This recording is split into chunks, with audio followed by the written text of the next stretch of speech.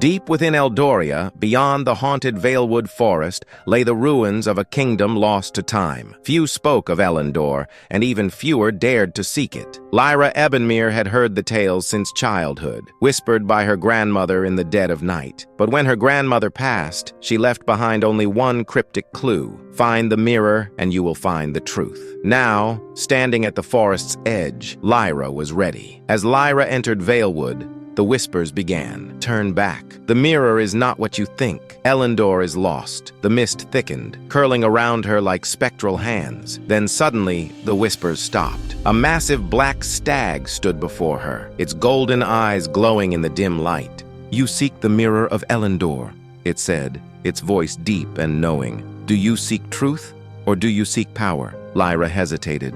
I seek knowledge." The stag studied her, then bowed its great antlers. "Then you may pass. But beware, child of Ebonmere. Truth is a double-edged blade." As Lyra walked deeper into the forest, the twisting path pulsed with faintly glowing runes, guiding her toward her fate.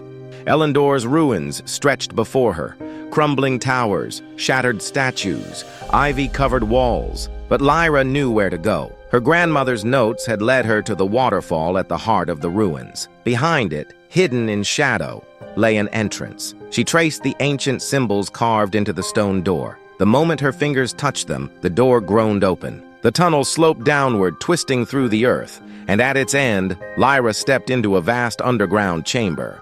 At its center stood the mirror. It was taller than a man, framed in obsidian, its glass like liquid silver. It did not reflect. Its surface rippled like water disturbed by an unseen hand. A figure appeared, a woman with silver hair and molten gold eyes. "I am Lyra," the woman said. "The last queen of Ellindor." Lyra's breath caught. "What happened to Ellindor?" Lyra's expression darkened. "Betrayal." A thin crack formed in the mirror, as if responding to her words.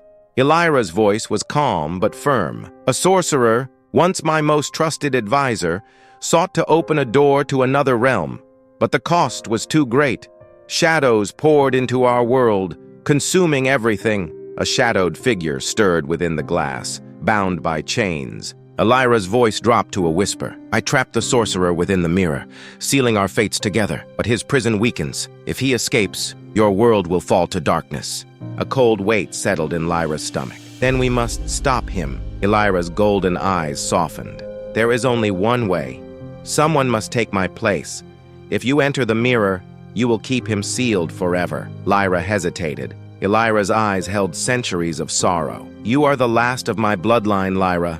Only you can do this." The words sent a shock through her. "My bloodline?" The mirror rippled, revealing a vision of the past. An ancient palace, a queen standing before a court, a child taken from her arms. "You are my descendant," Lyra said.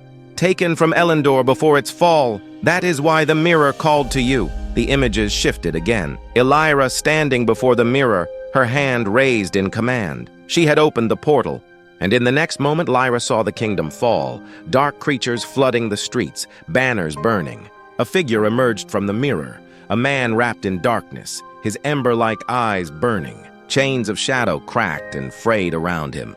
"You have been lied to, child," the sorcerer said, his voice smooth as silk. "Lyra tells you I sought to destroy Ellindor, but I sought to save it.